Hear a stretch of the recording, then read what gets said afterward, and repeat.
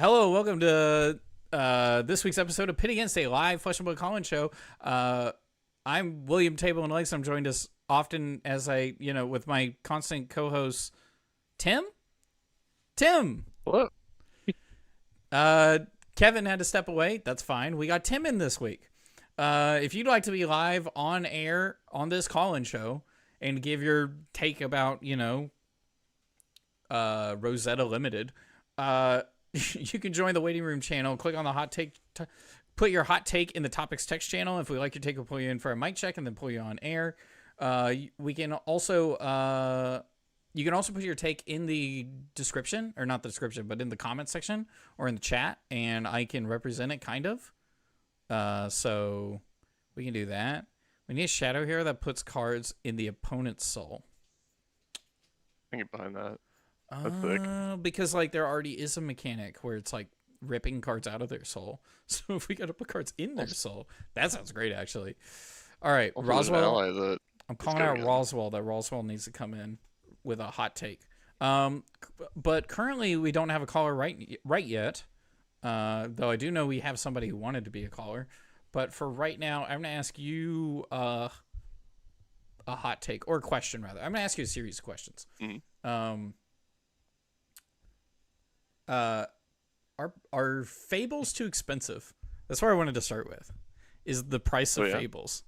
I've recently got into a class, assassin, and I've been playing Marionette, and the number of fables available in Marionette is 6. Heart, Eye, Arena, Chaos, Assassin, and the new one. That's 6, right? Oh, and the riches. Is Corsham elemental? Corsham is elemental. Okay. But fables so are 6 you can play. Yeah, I have 6 I could play, and like not an argument to actually play all of them, but like, and they're not even all that super expensive, but some of them are pricey. You have a couple of fables. And I do have a couple of fables, and I've thought about selling my Iva multiple times within the past like 2 months. Yeah. I have a video skyrocketed up to like $500, and it's crazy. God dang. Holy frick. I was like, man, can I justify having one card worth $500? Sometimes the answer is yes, sometimes the answer is like, well, it might be nice to have in the bank account. Who's playing I right now? Is it the Pirate Heroes are playing I, or what's making that go up? So whenever they created heroes that made gold and could now draw cards, I was the natural first thought people thought of, like, okay, I can pitch I to just see what I'm drawing to smooth out that draw. I think it has left most Gravy Bones lists. Sure. And most Puffin lists, but it is still pretty good in Marlin. And then I will always be good in Kano. Yes, I always never leave that deck. Yeah. It's so, I don't know. It's such a part of the deck, right? And I think another deck that people have been talking about, Kevin would normally be on. Well, you play Prism. Prism runs a bunch of fables. Yeah, you and him built like the Prism deck that I come to think of when I think of New Prism. We built the deck we worked together to make the deck that we played both played at Nationals. Yeah. Which had 2 fables and one that was like just barely not in the list. Right? Yeah, you're running Library, you're running Light of Soul, and then you're also maybe running the new one. Is that it? Yeah, Riches. Yeah, Riches. Riches gives you so much deck velocity in the Aura plan that we thought it might be worth it, but didn't have enough time to test and actually see if it was going to be good for Nationals. Yeah. And because of that, we didn't play it. Did y'all did y'all have so the reason y'all didn't play it wasn't availability? Kevin owned 2 during that weekend, so he had one for him and one that I could borrow. Okay. So we both had access to the card and chose not to play it actively. That's crazy. Well, I mean, even still, again, like, so to get back to the topic, do you think the Fables are too expensive right now. And I guess what I mean is more like the most expensive ones, right? I think the playable Fables are too expensive, Mm-hmm. which I mean makes sense because the unplayable Fables aren't going to see much play and are going to Yeah. naturally demand a lower price. But like we see Heart of Fendo get played every once in a while. Mm-hmm. It's Every time it wins an I think event, it's it up with spikes in price. I think it's up with I in price. I's up to 500. This is like a competitive deck currently. It's like over a third of the price would be Eye of Ophidia or Yeah. Heart of Fenno, So which the is interesting, crazy. yeah. The interesting question that comes from that is, how do you lower the price of Fables? Right? Such a good question Right? because I have no clue. I You was like, don't have how any do you info? print a non-foil Eye of Ophidia? I don't think so. And I don't know what the answer is. Yeah, You put and I don't know. you put like a non-foil Grandeur Mhm. in Mastery Pack Guardian, So maybe. I'm gonna steal another podcast's conversation point, which is ban the Fables. Is what Runaways were talking I about. What's your thought? Okay, my initial thought on banning the Fables is you have to say a hard no because it's Flesh and Blood's market prices are 100% determined based on playability, playability. and then all these Fables drop to like nothing. And then what is the point of a Fable? Like, I mean, they're rare, but like you They're open it just and you're like, collector items at that point. yeah, Yeah, I say it also makes certain decks um, power level go way through the floor. is that So bias? Prism with only, I mean, only a little bit. Prism with no failed, you lose Library, which is one of your more important long game tools into certain heroes.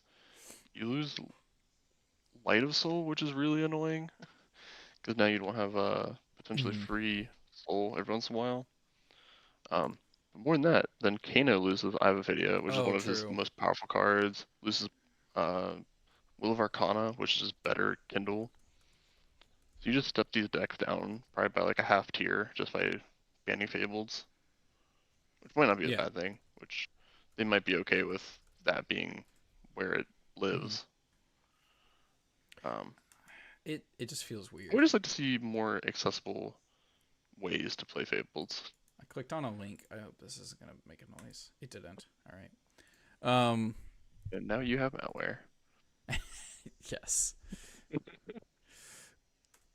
Uh, I'm responding to Roswell in chat who asked what's the best way to get into Flesh and Blood. With There the you go. how to play link, and I would 100% say the best way to get into Flesh and Blood is go to your local game store and buy an armory deck, and then ask someone who knows how to play Flesh and Blood, what do I do? You could Uh, also watch the professor's video, which is how I got the into professors. thinking about Mm-hmm. playing Flesh and Blood. Oh, that's kind of neat. I had somebody show Yep. up to my house with decks and say, "Hey, we're playing this," which was odd, but it worked. Um, Mhm. DM Armada has a really good one too. Mhm. Um, but yeah, that's how I'd get into Flesh and Blood. The other uh, he, here's another aspect to the Fable question, which is, are Fables don't block? Is that a do you have to have them in your deck? Like, I mean, I know What some do you decks mean? have to have them in their deck. Like, how the decks that are currently running them, like top tier competitive Mhm. decks that run Fables, how much are they losing if they don't have them in it? Maybe Sans Prism, because you just talked about Prism, but it's like, are there deck lists that just Yeah. completely run? Like, can Kano get? I mean, it's one card. Kano can get away with not running Eye, right? Yeah, I mean, there's definitely games that you're not gonna see Fable, you're not gonna see Will, and you're gonna win anyways. Um, Specifically, I think with Kano, you lose a lot of the um, top end of your deck. Mm, So into the decks that are gonna put you on a really fast clock, um, it's nice to have the four aspects to amp your wildfire, yeah. with three being Kindle, one being Eye. Yes. Yeah. And by losing that, you're losing just one. You're just losing a smidge of consistency with which might go into some of the thoughts of increasing randomness in the game, Okay. Yeah. which could be interesting. Yeah. No, I think it's a good point. And that's all thoughts on that. Yeah. Um, I don't know. It's just. I mean, the Flesh and Blood has been moving in a direction of probably more inconsistency in it, right? More randomness in it. Like they've been adding in these power cards that feel really good. Ooh,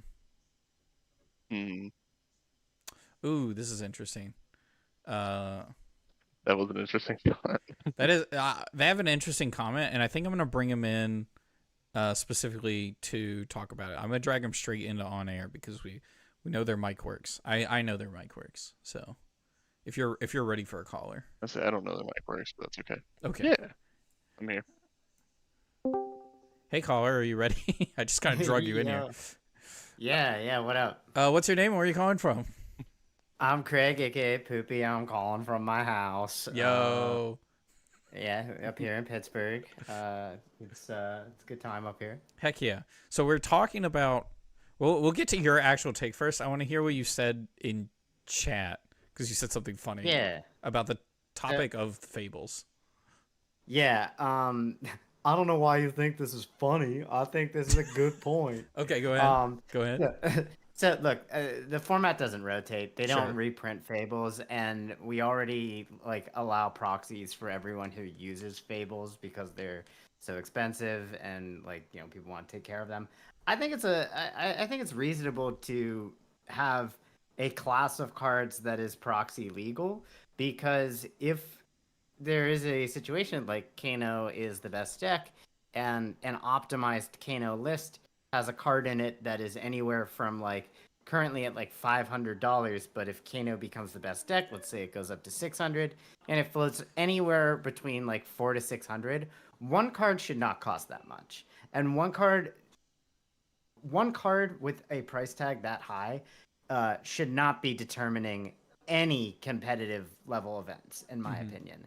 I think that's where you get a real criticism that you could levy that says like this game does feel like pay to win, and I think that like the slight edge that you get from them is real, and you can't completely ban them because they have this like collector's value, they have this prestige. Making them proxy legal so that you can play them if you don't own them without paying half your mortgage for a card, I think is a way to like balance that. Where look, if you have one of these cards, it will retain value because they will not reprint it. And if you don't have one of these cards, write it on Cracked Bauble because we're not rotating the format. So these cards are here; they're gonna stay. And banning them, like if I buy a $500 card and then find out tomorrow that it was banned and that they've been behind the scenes talking about it for months but hadn't publicly said anything, that's a really bad position for LSS to put themselves in. And I would, as the consumer, feel very betrayed because that's a huge investment for anyone. Yeah. So I think that like whatever the answer that they come up with needs to be sensitive both to like the price of entering the game, but also like the utility that they do add. And so maybe not every one of them is in a position where they'd say like, yeah, you can proxy a library because you don't need library. But I could see a world where they say like, actually, yeah, Eye of Ophidia is in enough decks right now that we really should consider letting people use this tool without having to pay $600 on top of a deck that is probably already around 1.5K. Yeah. I had Go ahead. an initial thought. Go ahead. Well, first comment. If I say I want your mortgage because if it's only double I have a Yeah. video's price, I want that. Um, but um, I feel that. no, that's an interesting thought. I'm curious what the price or what it would do to the price to allow proxies um, into like competitive events. Because you're right. I'm sure just I was looking at a deck hard list with plummets, Kevin. right? I I assume it goes down by a decent amount. Mm-hmm. I don't think it Um, goes below $100 though. I yeah, mean, probably Arcane not. Rising is probably pretty close to out of print.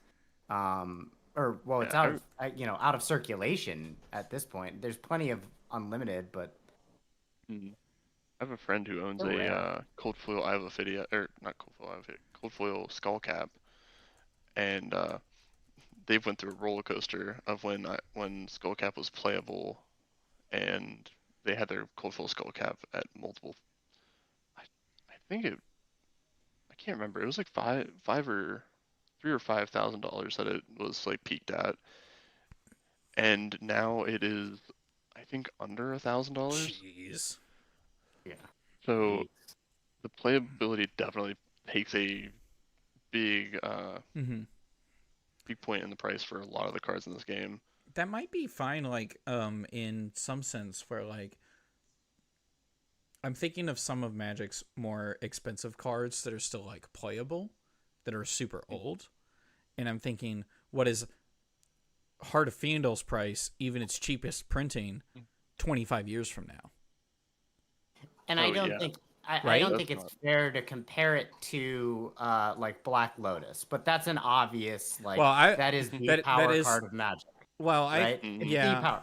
I was thinking maybe like I don't know. In my head, I was immediately thinking of like dual lands, which are like Yeah, five well, hundred I'm dollars or more. something. But I uh was huh. more so saying like if we were to compare it to Mm-hmm. that, Mm-hmm. like the difference at least in Magic is that you would get to a format where Black Lotus isn't in the format. Like, and with Flesh and Blood, they're committing to not doing that, which Currently, yeah, I don't know that they'll do that forever, I hope they but don't. as long I like it, but as long as they do choose to go in that direction, Mm-hmm. like the only sensible answer I can think of that isn't to allow them to be played or ban them is to reprint them at Rainbow Mhm. Foil. And I just kind of feel like that's not the mentality they have with what it means to be a fable. Like Mhm. Yeah. it seems like they really want it to be this excellent collector's piece. So if Mm-hmm. you're Yeah, this new reprinting it, shiny. you know, uh, in an expansion slot as a Mm-hmm. legendary, that makes it a lot less cool. Mm-hmm. I know what Yeah, you mean. I did like your comparison to dual lands, William. Mm-hmm. Because the formats that you can play dual lands died out,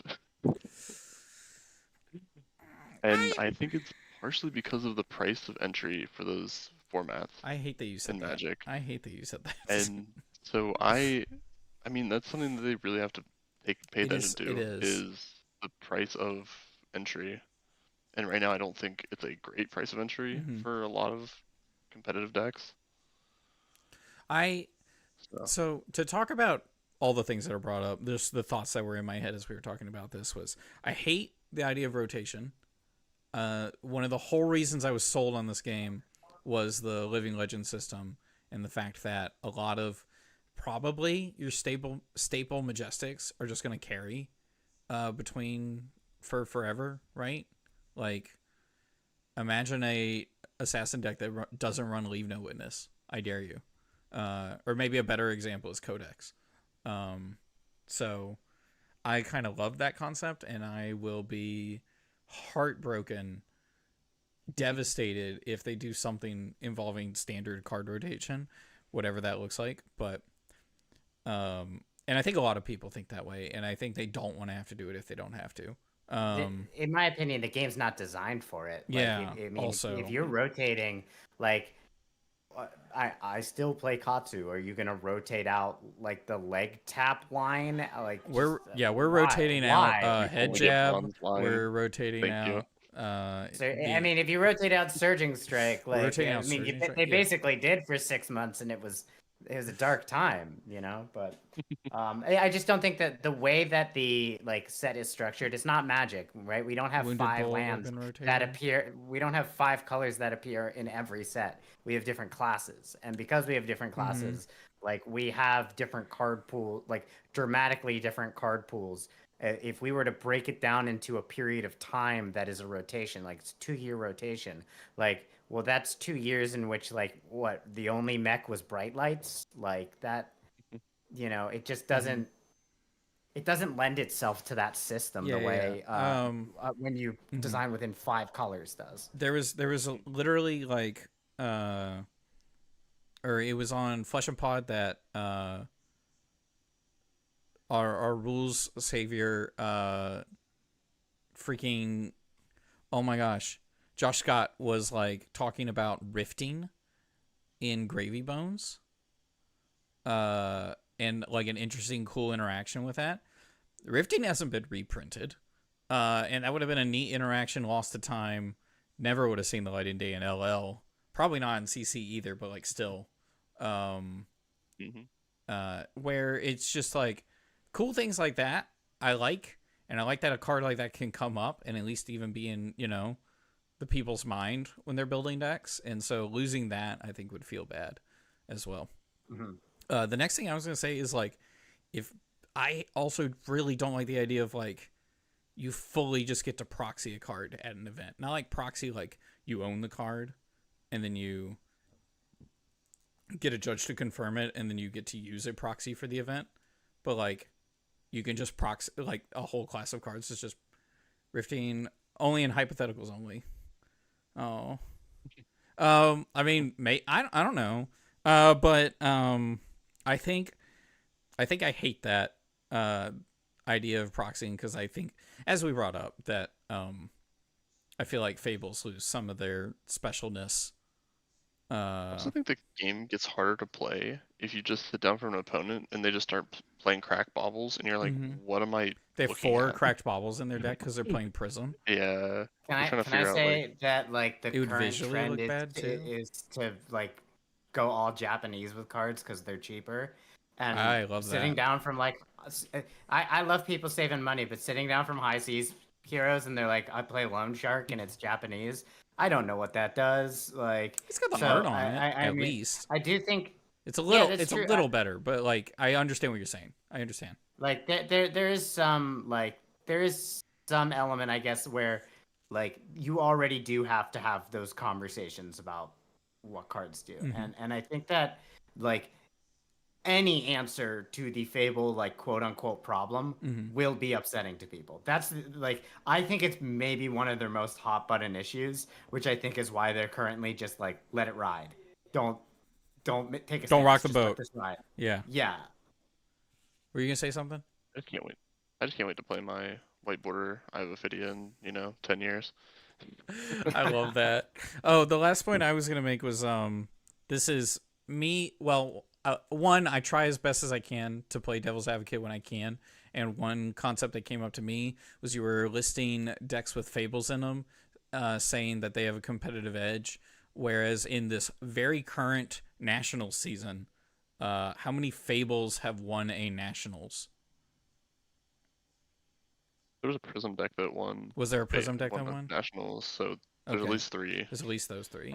Dang great. Oh well, no, Syndra won Canada. Central and Canada. Yeah, I mean, there's certainly been Fables in the top 8, but I know like Azalea won, Syndra's won, so in the yeah, top 8 you're is right. a good Like, point. You're right, actually. There's probably there's a a lot in top 8s. Yeah.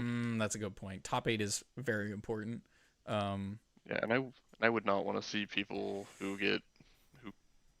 lose some amount of competitive advantage because they get priced out by one card. Like me. I can only afford Like William, Schism. Schism? What win be top of the map? Chaos Schism. Hey, And if you wanted, you could get a Blood of Drakai. I actually, Sure could. that is the only Fable I've owned because I sold it immediately. I opened it pre-release. Scam. No, it was the draft after the week after pre-release. Sold it for $250. It was cold foil. Scam someone. Absolutely scammed somebody. Card's probably like $20. Probably more than that. It was cold foil. The rainbow foil is $20. Okay, yeah. The cold foil can't be much more. No. $40, double it. $40, yeah, at max. The riches being $350. Something should maybe be done to Fables. I'm not sure what it is. Yes. See, whenever I can't come with a solution to some of these issues, I assume LSS just has the perfect idea brewing, and we just don't know yet. Maybe not perfect, but they've got good ideas. They're for the amount of hours that we put into thinking about this, they are putting in just as many or more, right? This is something going through all their heads. I don't know. I don't know whose job it is going to be to like have an answer to this. I just know who the internet's going to be mad at. Like Brian. Yeah. James has to have the answer. Everyone's going to be mad at Brian. Yeah. James is going to be like, Brian, you tell him. What? What? Frick? Oh, do you guys want to talk about crack shuffle play? I know you guys got other callers. Oh, yeah.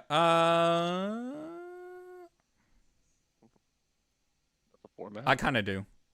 Let's talk about it real quick. Your original take that you actually called in for. Well, so I had asked the question, like, what does LSS need to do to make crack shuffle play like a good experience or the best experience that can be? Before Kevin dropped, he was in the pre-show and he said that there's only one skirmish around him and it's crack shuffle play and he's not going to it. There are two around me. They're both crack shuffle play and I'm going to neither because there's an LO one near me. I'm going to that one. I would love to do that, but I'm not sold on the format yet because I played Bright Lights Crack Shuffle Play, and it wasn't, in my opinion, good. And I think that like they have a class right now that needs some like very specific things, and Seismic Surges isn't enough to like balance a Guardian deck. You have to have a proper like ratio of pitch, right? So my solution, at least for this set, is instead of having a class slot, a generic slot, an equipment slot, I think they should do that with pitch. And I think that where you would normally get like your flex slot, where it's like maybe this is a hybrid class card or something else. It's your blue slot. I think that slot should just be blue or yellow, right? Like it's your resource slot. It's your something like that. Like I think that is, you know, someone you open a Guardian pack and it's all yellows or reds. I was talking to someone about exactly that, and they were like, "Oh, well, you better swing your weapon." I'm like, "No, you've lost. You've already lost. Your weapon costs 5. You lose." Yeah, their weapons. They're swinging their weapon off of one card. Yeah, but if you're blocking with 3 every turn, like, and then you're like, "What? I'm gonna swing my weapon." Like, if the other person has resources, they'll do more. I'm gonna interrupt you just so we can burn through this. Tim, I have one quick question. What is your are you positive or negative on crack shuffle play?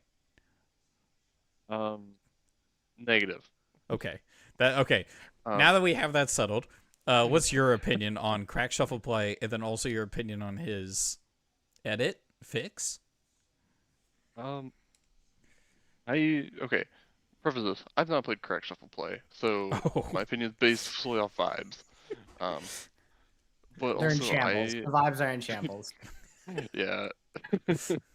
I also don't enjoy limited as much, and I think it's because I'm bad at it. Also, no, I know why it is. We actually know. Tim's being modest. The reason he doesn't is he wants like 7 value on every card in his hand.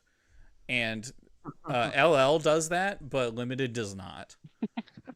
Right? Yeah, that's true. I like to do the most powerful things I can in a game, and just sitting there and just like Like my hand that like blocks 4, sends 7 just doesn't appeal to me. Understandable. No. I play the Is broken decks for a reason. yeah. Is there anything that would make you want to play Crack Shuffle Play? There's a long If silence. I was playing it for a competitive event, that would make me want to play I Crack Shuffle guess Play. that's fair. So one of the things that Monetary they said incentive.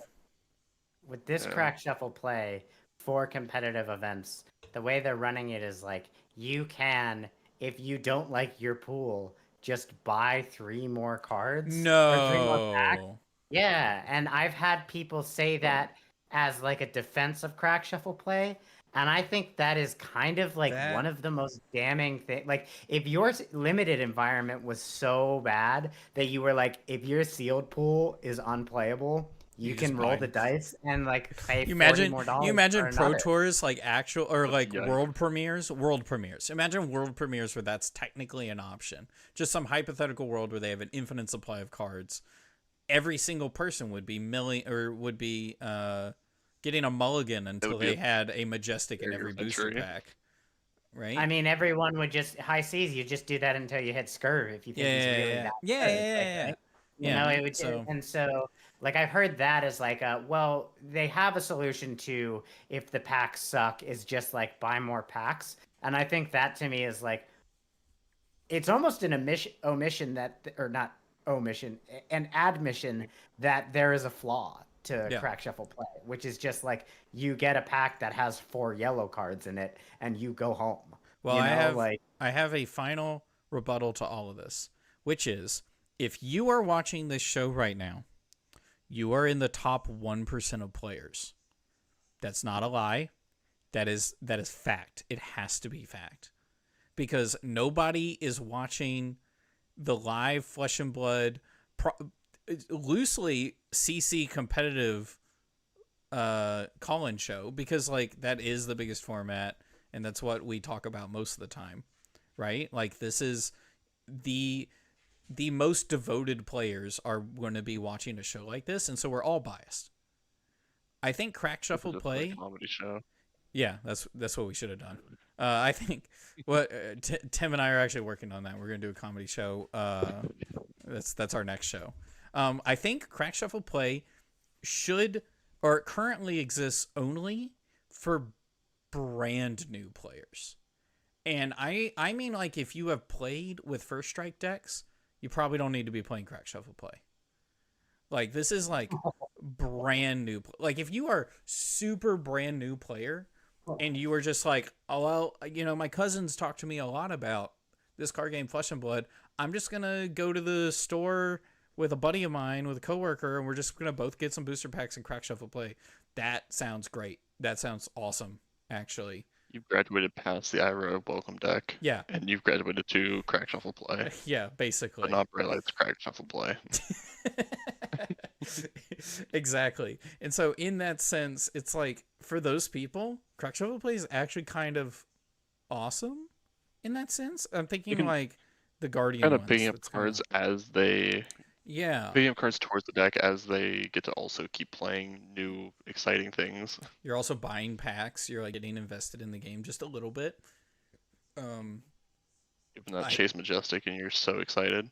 Yeah, you get one Majestic and you're like, oh, and it's like something like super situational, like that like won't show up or something. Like if you played another aura this turn, this aura does a thing, and it's a Majestic, and it's like specifically in the Crack Shuffle Play format. I think that's so funny. Give us Treasure Island for Crack Shuffle Play. Oh gosh, that would be funny. By the way, limited format so good with Treasure Island. Oh yeah, Treasure Island's kind of goated. Now that you brought it up. I would still rather point a new player towards a curated experience like an Armory deck. I would too. I have a coworker who's played like 10 games of Flesh and Blood, and he showed up to a High Seas draft and got absolutely bodied and was mostly confused the whole time. I think it was Crack Shuffle Play. He would have gotten more out of it. Maybe weirdly win a game. Maybe. I don't know. Also easier whenever it's like one class that ends up being in the crash shuffle play, since like mech was the only one and the bright lights one. This is only guardian. You only have to learn a certain amount of mechanics. True. It's also, I believe, that is- specifically only Valda. So it might just be I think something they that's like, said that it's only yeah, Valda, it but- might. I think crack shuffle plays only Valda. So, in that sense, I think it's just a new player experience. that we're Look, getting if it gets playing more for skirmish people to sometimes. play, I'll show up at people's door like it's 2006. We would like to play, like, you know, the suit and everything. But it's just like, it's not. It's being added to the skirmish season, and it's not exciting to me. And I'm happy for the people that it is exciting for. But I think that they should just. I'll end on this. They should look into an experience where resources are the slots instead of class or generic cards, because I think it inherently needs some hand holding. I don't think you can just get a totally randomized more pack consistent. and have. Yeah. Yeah, I don't think rarity is a good metric for making sure your 3 packs make a playable deck. Smash Palace is very fun, in my opinion. Basically, crack shuffle play UPF with an event deck. I am so excited for Smash Palace. I mean, it's started in UPF. It's a little different because it is UPF than maybe like a straight crack shuffle play, like just 2 people crack shuffle and playing. But like, I'm so amped for Smash Palace actually. What are you doing when Smash Palace comes out? You wanna play UPF on stream? I'll play UPF on the stream. Heck yes. I'm so excited. Yeah, I'm always down for a good UPF every once in a while. Oh man, that I'm Not all excited the time, about. I but think every once in a while. Yeah, no, I get it, and I just think this might be something where it's like the UPF experience is like super fun, and the crack shuffle play aspect, like the regular crack shuffle play, is just like maybe another thing you can do with the set. Even though I don't know. We'll see. What I want to happen is for everyone to be pleasantly surprised, and it works way better than expected. That would be awesome. I got one final thing for Craig's take real quick. Do we think that a blue version of Cracked Bobble would be a reasonable crack shuffle play card to have as like a token for like Guardian Mastery? It doesn't block, because I think if you just give Guardian access to unlimited blue 3 blocks, it's bad. Yes. But at least you can play your cards. Not titanium bottle, just blue cracked bottle. Not the titanium bobble, but just blue cracked bobble. Maybe. It also depends on what the weapon is. We don't even know what the weapons are. True. Which that could be the thing where it's like everyone's playing Valdo, but it's like there's 4 different weapons or something. That might be super cool. Kind of like heavy hitters. Yeah. Lots of weapons. Yeah, lots of the heroes. Lots of weapons, Very lots exciting. of equipment. But I will say, I think that a cracked bobble is like, that's got to feel pretty bad in when you're playing with literally every card they gave you. Yeah. Like you should have a playable deck, you know. Yeah, like, you obviously have, a blue like, one 2 is blue is cracked better. bobbles in your deck, Yeah. so that you fill out your resource curve or something. I'd prefer would be just blue 2 block card, like a block card that is just a 2 block blue card. You know, sort of like a chivalry, but blocking 2, I think would be probably important for Blue if on the horizon. overpower is a part of the set. But yeah, I know you guys have other callers, so I just want to say thanks for having me on, guys. Thank you for the call. Anything you want to shout out? I just want to. My thoughts are with Katy Perry and Orlando Bloom right now. They got separated, ended a long engagement. They got separated. Yeah, they were engaged Someone for like separated them? 7 years. Yep, pulled them apart. So I don't know who any of those people are. I don't want to be. You don't know who Katy Perry or Orlando Bloom are? Catherine Perry from Space. Didn't she date the lead singer of She's from Reliant California K? or something. I don't know. It's They play Flesh and Blood? They're not very good. All right, I got All no right, more. get out of here. Get out of I here. got no Thank more you so much for the stupid call. bits. Thanks for having me on. We'll catch Take you. care, We'll bye. catch you next time. All right.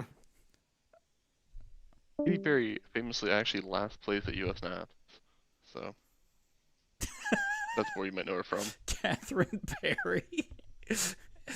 Yeah, that was funny. Oh man. I guess we'll just slam the next caller in here. It's already 9 o'clock, but we started late, so I think that's fine. I apologize to our boy waiting. Is there anything else you wanted to say on that before we move on to the next thing? Nah, I don't know anything about crack shuffle play, so I'm very definitive on my opinions. So Fair enough. All right. I'm gonna just pull him straight in, so I'll do a mic check as he's in here. Charlie, I hope you're ready. Hello? I'm sorry we took so long. Hey, Howdy. sorry, I just Here we are. dragged you in here. Yeah, I hear you great. Yeah, I just slammed. Kevin's not here to like proofread people coming in, so boom, you're on air. I'm not funny enough to. Do pull you together know myself. who Catherine Perry is? Loosely. I mean, I know generally that she's. See, no one knows who this is. No one knows who this is. Some nonsensical. She's a singer. She's a singer. Of music, yes. And Orlando Bloom was Legolas, and that was that. Oh, So That I yeah. didn't know. I didn't know that. Actually, funnily enough. Yeah. Oh wow, small world, I guess. Caller, what's your name and where are you calling from? Hi, my name's Charlie. I'm from Michigan. Oh, that's awesome. Yeah. I think stuff is Originally in from Michigan. Atlanta. Yeah, originally from Atlanta, now in Michigan. So Well, we're not. What would you like to talk about on the show? I've got 2 points. One that I'm kind of piggybacking a little bit off of Craig. I guess we'll start with that. And yeah, we need non-foil fables, 100%. I think that would solve a lot of the problems with using cracked baubles to, as proxies, because of the only readily available version being rainbow foil. And two, they It's just very funny. they look cool. Like they're the only one that exists right now is from the Japanese one. Like what we think was the Japanese archive pack for Guardian. Uh-huh. There's a non-foil Grander that looks just awesome. But that's the only one. It would be nice to have more of that, to actually be able to play with your fables in a deck full of otherwise non-foils and not have it be a mark card. So, no Yeah, one so tell Mara you're- this, but I hate foils. Actually, tell her that. She knows. She knows. I do not like foils. I think it messes with the way the art looks on the card, and I think it's aesthetically displeasing. Cold foils can sometimes look kind of neat, especially depending on the card. Like weirdly, I think Evos in cold foil look kind of dope. Oh, Even the the blue ones like- are super cool. I was thinking of like the Sentry ones, the red ones. I was like, those Yeah, look I mean, super cool. fine, but They look super cool, like art wise, but Joshua Scott in chat +1, love non-foils. We're a non-foil household. Except equipment. Okay. And heroes. Okay, sure. All right. This sounds like a lot of and weapons. So many exceptions. No, I don't want foils. I don't want foils at all. And so I would love non-foil fables just from an aesthetic perspective for myself personally, but like Tim, how much do you think that will help the fable problem? Do you think they would actually print non-foil fables? How would they implement that? I mean, they said they would never print cards at an equal like rarities, not rarity, but like the first printing is going to be like the best printing of a card. Okay. So, I mean, non-foils make sense as like a step down from their rainbow foil. White border was the original thought on, or was the original like, here's the step down version of these original cards. Mm-hmm. So I think it would make an impact on the cards. Mm-hmm. It would be nice to have non-foil options where you're not just lining up before an event and there's a judge there being like, is your deck marked? Oh, I can cut to this fable every time. Here's a cracked bauble with my signature. That would be Yeah. that is a thing that happens at every event, Uh, and there are lines of people doing this. I'm sure So- that's also not great for probably tournament structure as well. Like I'm sure some judges like, okay, let's do the Fable line, right? hmm Yeah, there were like 3 judges in Vegas that just had a line of like 7 people just waiting for them to check their decks, make sure none of the cards were marked. If there were, issue out proxies. I So it's having a yeah. hopefully cheaper non-foil option would be a positive, at least even for that aspect. I don't know. I think most of this discussion as it got brought up, you know, it's this discussion's doing its rounds on social media, right? Like and podcasts the same, where it's just because triple gold Which is the gold Repay gold fable something. the One Piece it's Base. expensive, right? It's pricey right now. There's also only a single printing of it.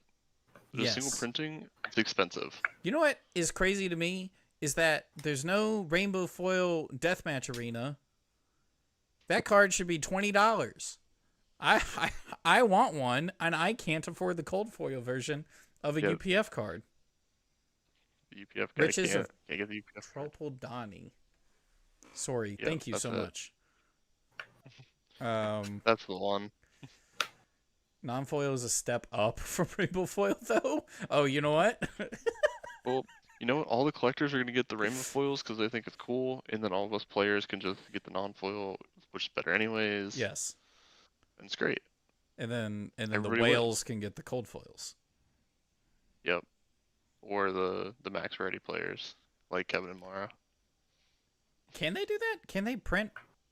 They haven't said anything about non-foil fables, right? They haven't made any like we're not going to print Hey. non-foil fables, right? I don't know much about the printing Do you know, Charlie? discussion past there. I don't think they've said anything officially. Maybe they've Okay. done the tunic and the tunic reprint, the Crown of Providence, Tekla Foundry Heart. Yeah. All those were non-foils. So it seems feasible that is a line that LSS could take. I hope so. It seems like a pretty Dude, feasible I would thing. slam money down. No restriction on printing non-foil fables. Thank you, Joshua Scott in chat. We love you. And instead of Oh, coming up with new fables that become good and you have to buy, now they can reprint old fables in new sets that just have a non-foil treatment. and they can be legendary and go. Well, I'm assuming they're still Okay. fable and rarity, but like I'm thinking of like That's my Codex guess. being a legendary. That would be kind of dope. I know I Way don't know lower if the this is, price. I don't know if this is something they're actually thinking about, or maybe they're like it's not a big deal. Maybe to them they're like it's actually not a big deal until the fable is at like $1,000. That could also be a thing. I hope they're thinking about it before the I fables also like half the price of your deck. yeah, I also agree, but I appreciate the clarification, Mr. J Scott, Mr. JJ Scott. So I hope it's something they do. I don't know when they would want to do it. I don't know how bad they would want to do it. It might be something where they really don't want to have to do it. But that would It be would also awesome be something that they should make an announcement about ahead of time. a decent amount of time before they start actually doing it, so that like it's not just a shock that there's a Fable reprint in the next set and then collectors go crazy We about get their Maja card Bay that on his immediately daily talk show, just like, oh hey, in the next set, 2 weeks from now, that's a spoiler. it's a spoiler. That would be crazy. That would be something that could be useful for future treasure pack implementations.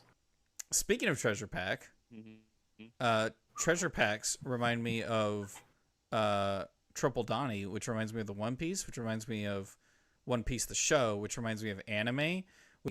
where you would buy 3. It reminds me of Manga, which reminds me of where you could buy like this package of like 3 mangas together, which reminds me of packs, reminds me of booster packs, reminds me of treasure packs.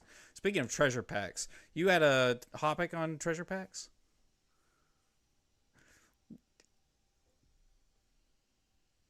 No? Wait, Charlie?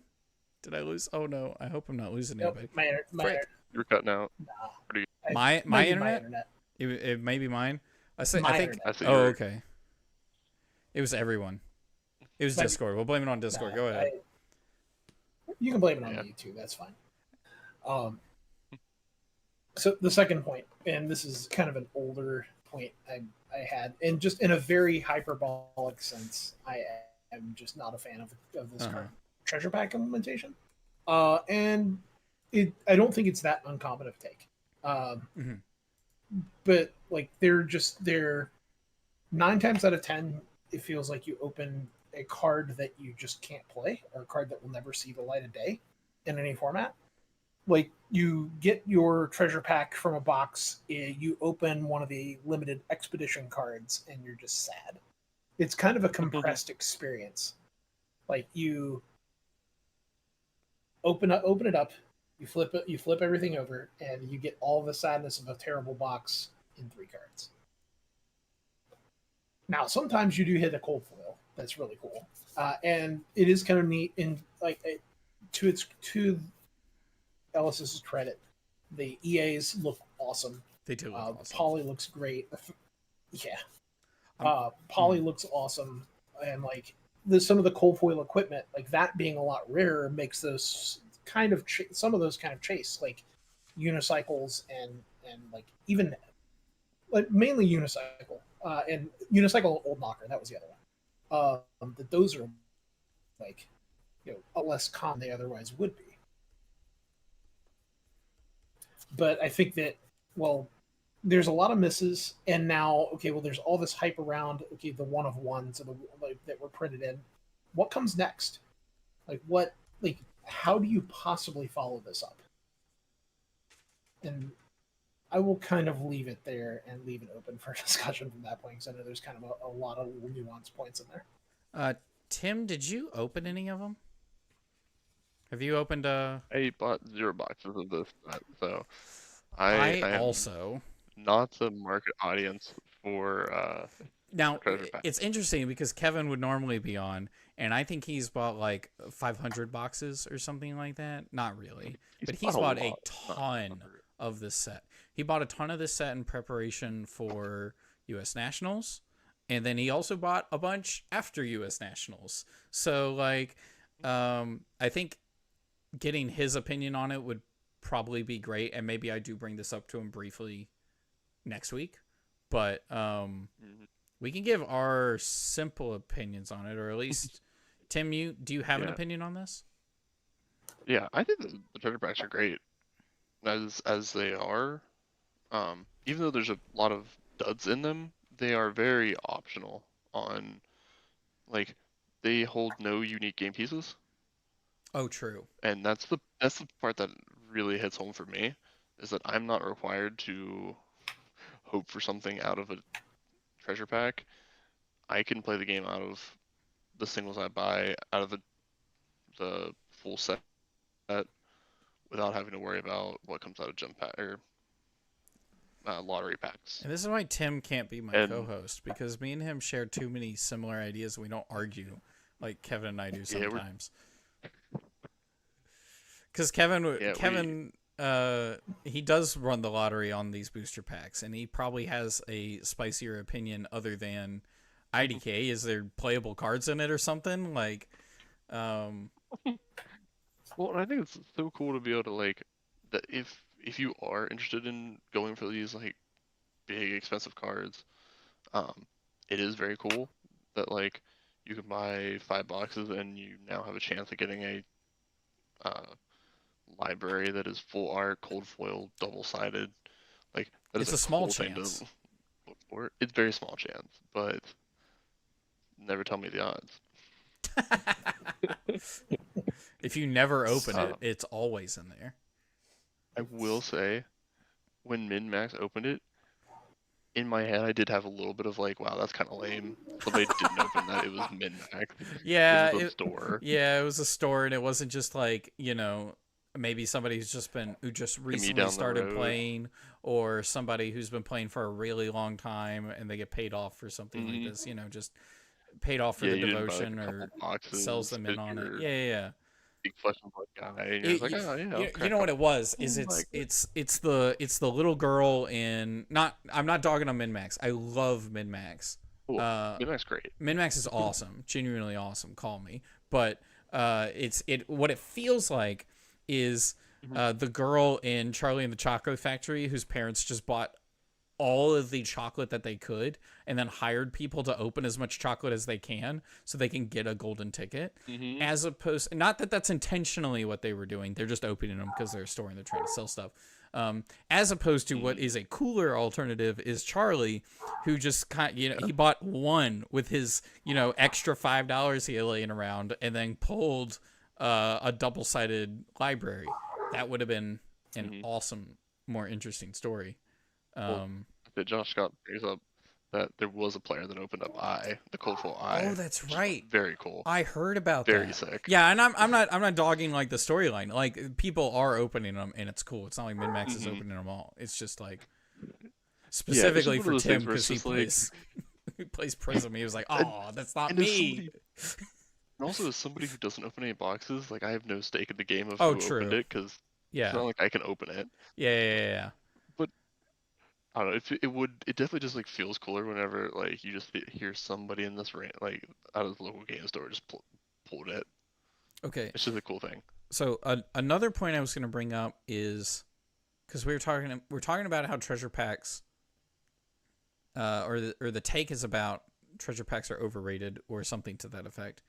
I think as a person, as a community college art school dropout, I think the art on some of those expeditions probably some of the best art in the set, in my opinion. Absolutely incredible. The Like some of those molding pieces are on so them? good. Mm-hmm. Just even the just generic cards that come out of those packs, like It's so cool. I've seen like yellow swell that's just not gonna see play, and I'm like, this card looks cool and It's looks like it should be so really dope. important. Yeah. I mean, well, maybe not the yellow one, right? But like the card is maybe a little important in some decks, right? The art. So Which swell? Wait, there's multiple cards that say swell on them, there, right? Water Swell is the one that pitches a blue from the top of your deck. Well, there's another one that I does think that. yellow Isn't there an only. aura? No, that Is one there? only comes in blue. I know which one you're talking about. It's a blue. Yeah. Never mind. Only in blue. that's- I forgot what that's called. It was not a high pick for me in draft, so it didn't register in my brain. I got it to work once. Based take, the art on Sick. a lot of these cards slapped. But it's overlooked because it's not meta or not high rarity. Well, yeah, Flesh and Blood is 100%, card value thought process is like 100%, is it playable? Because it's a player's game. But It is really funny. So I'm gonna talk about another show's oh yeah. take, but the card guys, Josh Lau did a poll where he was doing like the hardest decks to play, Oh and yeah. and in that he said the responses, they said like 20% of the responses came from people who'd played at like a tier 4 event or higher, Oh. and like 80% came from somebody who, the largest they had played is like Armory, Skirmish, Oh, wow. maybe, something a little bit bigger than that. So in my brain, sometimes it feels like most of the players of this game play at a big competitive level, but like that made me think, I'm like, man, there is probably a lot of people who just play their Armories every week There's a lot of people and aren't who- thinking like us. There's probably a very large number of people that's not even like calculatable because they just play at home. Like they bought a couple of blitz decks and like every other week they'll just play a game or two with their roommate. They just don't interact with the Yeah. online community of Flesh and Blood because it's not like, I think you have to be a certain level of dedicated to the game to Yeah, 100%. even think about looking for content. Yeah. Yep. Like I play Street Fighter 6 kind of a lot at this point. And sometimes, like once a month, I have a weird question about something. I'll see if somebody else has asked that on r/Street Fighter. But that's like once a month. I will go out and look for that. I'm interacting with no one on any Discord. I'm not in the Reddit actually doing anything. I'm not following anything on YouTube or Bluesky. But I'm putting, a weird amount of hours into it. Just playing with friends sometimes. I've gotten really into Clash of Clans recently. Oh, no. Like, just open it up once a day and do whatever it is. And I'm like, I know there's lots of content out there of people playing Clash of Clans. I don't. You don't engage in any of that. Want to get in it? Yeah, engage with it. Yeah. I'm like, this isn't that important to me. Yeah. I'm like, I think there's people like that for Flesh and Blood.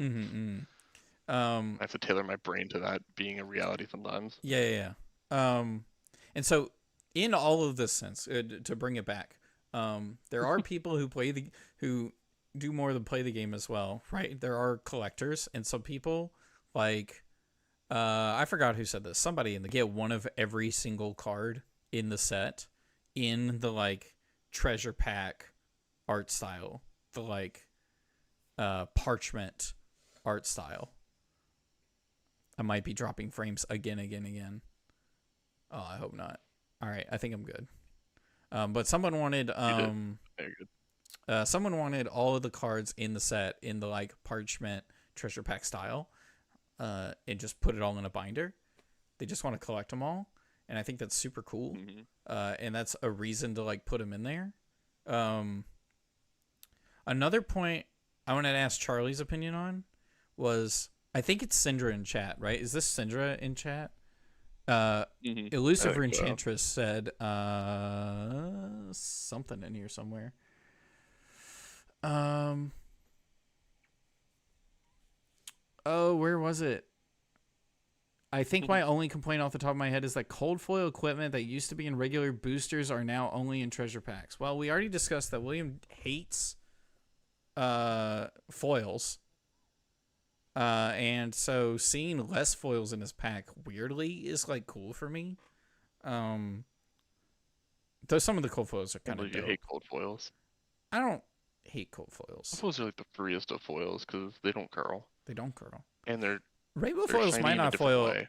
Might not coil in the future. It might not mean I still want to play with them at all, but still. Charlie, do you have opinions on cold foils not being in packs? I mean, yeah, the only cold foils you can get out of packs are the Marvel heroes. Yeah, like, I don't know, like, part of me is torn. I open a couple of cases every set and continually get flooded with all the common equipment. And not really getting that. Not really getting that. It's like, do I miss it? Really, no. Like, Charlie's breaking up just a little bit. I think my point is cards. So like, yeah. So like my take, I like take any foil takes from me with a grain of salt. I think, I know it kind of feels like we're in the probably the minority for this statement, and maybe don't defend it the best, because I have 2 pages in my trade binder that is cold foil like weapons and common equipment, and I can't get rid of them. Right? Oh. No one's trading for those. I'm very excited every time I go to a show or go to like an event like Nationals or a PT, because I know there'll be vendors there, and I know that most of the time they will take my cold foil equipment that I just don't want. I had a cold foil Fang Dagger and a cold foil Cinder Dagger, and it was like, just give me whatever you want for these. I can't get rid of them any other way. Yes, people aren't really trading for them. Some of the cold foil equipment has extended art too. Not like the common equipment, is it?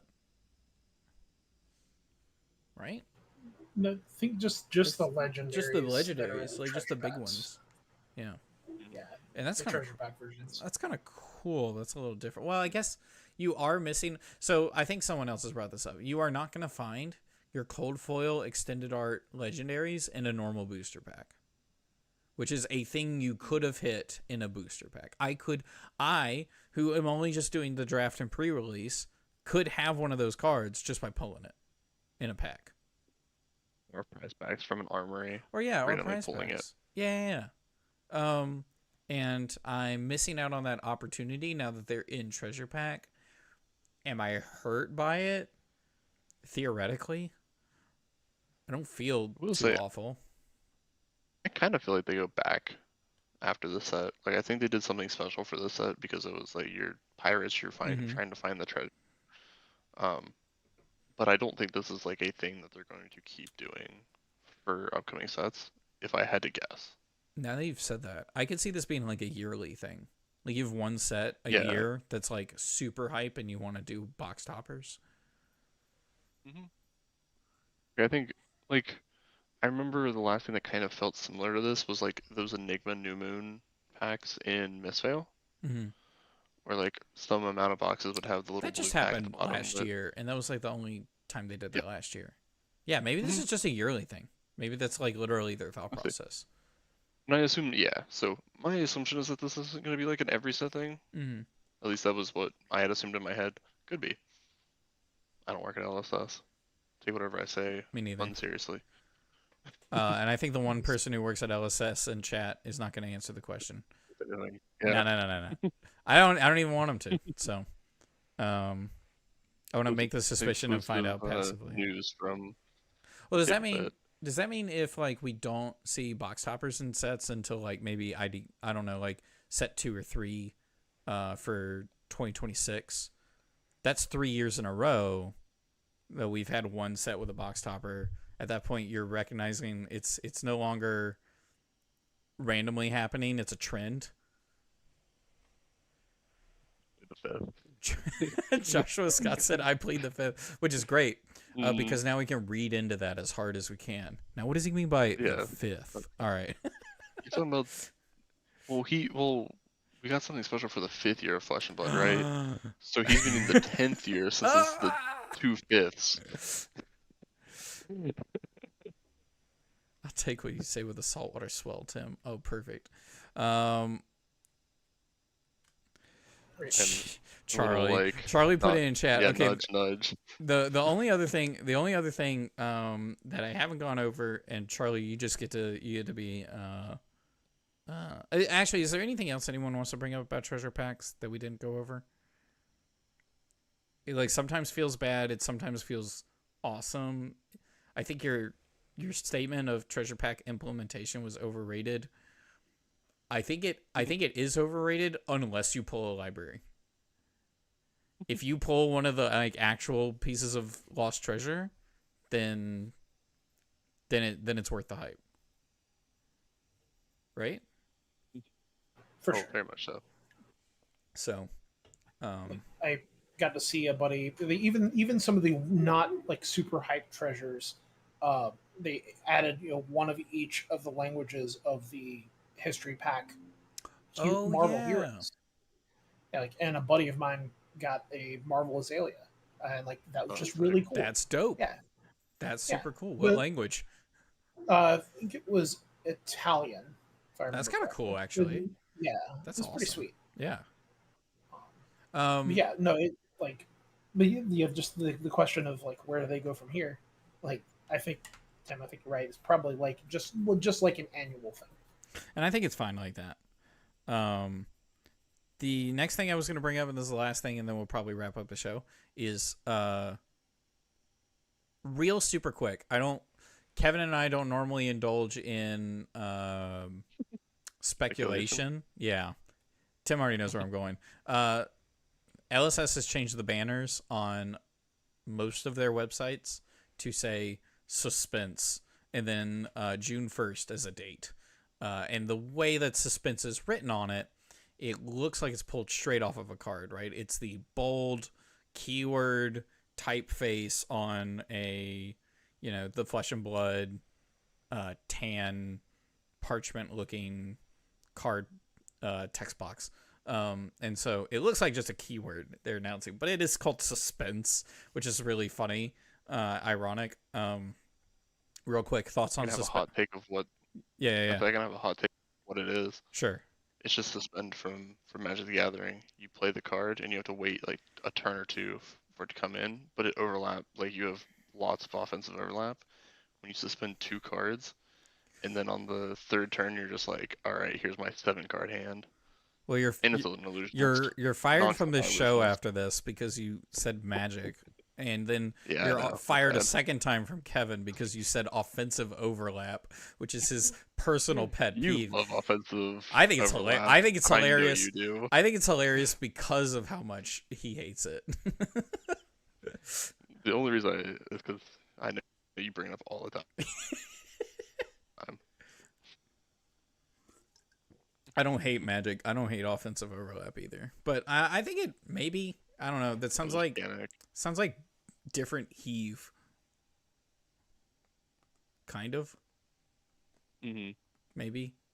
I I don't know. In my head, suspense just feels like it should be suspend.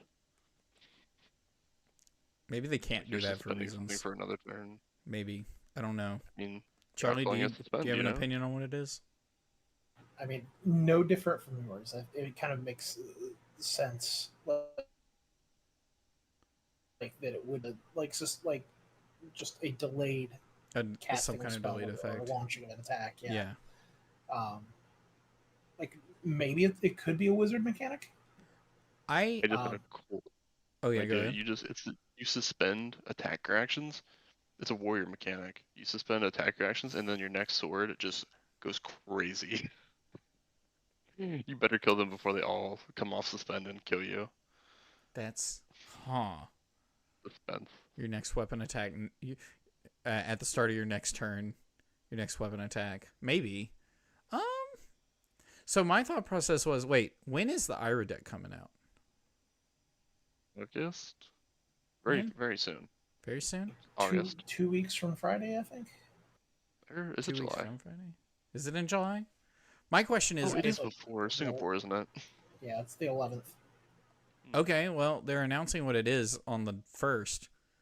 My guess is it's a ninja mechanic, and it's showing up in the Ira deck. Could be. We also have a banner restriction announcement the 30th. Oh, true. So, fun fact. So, Cinder could said, be coming with Cinder that. said, Tim, isn't that just front pumps? It's instead of a react, and instead of a front pump, it's a front pump. It's I about like the something, idea you know, of like that was it's coming like next turn. it's face down in the arena. Bring up more mechanics that Josh Scott thinks is funny. Face down in the arena cards, and then flip it face up.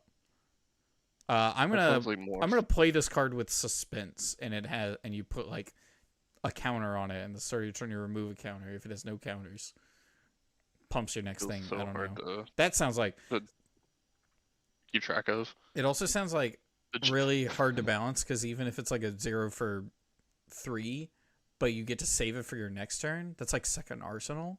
That sounds disgusting. Yeah, maybe you have to pay all the costs on the turn you actually play it when it comes off of suspense. Trap cards. So like, I it's don't know. really hard to I put think all it's- of your suspense cards. I think it's probably some kind of ninja glue mechanic that like makes the Ira deck work, is my guess. So I mean, they need certain keywords on their cards. yeah. Well, Can't I remember the think name of it. maybe they need more keywords on their cards. Vengeance. Yeah, they need vengeance cards. Yeah. We don't need suspense cards. We need vengeance. Suspense makes me think we're heading to a high fantasy gothic realm. When is the next set coming It's out? like, oh, we're getting a alchemist. What? You're in suspense as you put chemicals together. You're in suspense that they're gonna blow up or not. As you make potions. Suspensions, yeah. Just mechanic. try to come up with a great Scare me. after what I've seen in the demo. There's no mechanic that you can come up with that'll scare me. That's funny. That's so funny. No, you know what I just thought of is there's 2 LL decks that were announced and we know nothing about, almost nothing about. Prism and We know that they're Viscerai. gonna contain all already printed cards except for their headpieces. Oh, never mind. So we know basically enough to know that they're not interesting. Has anyone tried to implement banding? All right. Thank y'all so much for the show. All right. I think that's it. Charlie, is there anything else you want to talk about on these subjects? I appreciate you guys having me on. It was great to chat. We appreciate you coming. Great to listen in too. So, anything you want to shout out? Just shout out to the local, shout out to the Channel Lake Michigan crew, kind of our local testing team. And yeah, hope you folks have a good evening. Heck yeah. Thank you for coming on. We'll catch you next time. That you will. Take care. Heck yes. Awesome. See ya. So, I think that about wraps it up. Tim, is there anything you wanted to talk about? Or wrap anything up, something that wasn't said? This was last second, so I don't have any thoughts. I appreciate Especially my takes were mild I today. appreciate you coming on last second. You know, life happens sometimes, and so I appreciate you able to come on. Do you have any shout outs? For sure. No, I'm good. Shout out Kevin. Shout out Team Tim. Kevin told me. Yeah, shout out Kevin. Shout out Team Tim. Coming to a tournament near you. But I think that about wraps it up. Remember, go check out our merch at thetablepit-shop.fourthwall.com, where you can get shirts that say things like, I'm not afraid of ghosts and I run 60 poppers. It's mathematically correct to not block. Yeah, that one.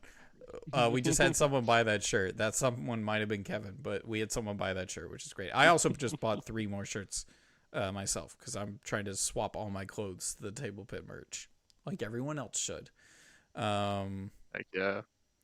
Oh, yeah. Hope all is well with Kevin. We will next find person out. I assume everything's fine, and we'll, he'll let us know if he thinks we should know, right? So, shout out to everyone in chat, by the way. There was a lot of people in chat, a lot of people watching, a lot of people talking. I appreciate it. I loved hearing all of it.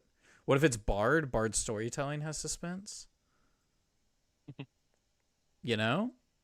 Anyways, you're getting deep now. yeah. Shout out to Gunter. If you want to help make this stream look nicer and help get supplies for our project videos, and get Tim a better camera for the next time he comes on, you can join us or you can help us out over at patreon.com/thetablepit. If you sub within the next week to the Patreon, 4 months, then I will buy Tim a camera with Table Pit money. Thank you so much for watching. We do this every Thursday at 8 p.m. normally when we aren't running late and having emergencies. But we also have a show called No Blocks, where Wyatt and I have a chill Talishar stream where we do and don't block. That's on Saturday mornings at 9 a.m. And then after that, we have the design table, which we won't have this week. It's a chill Flesh and Blood themed art show where Amy and I do art, and that's at 1 p.m. on Saturdays. Not this week, though. But thank y'all so much for watching. Bye.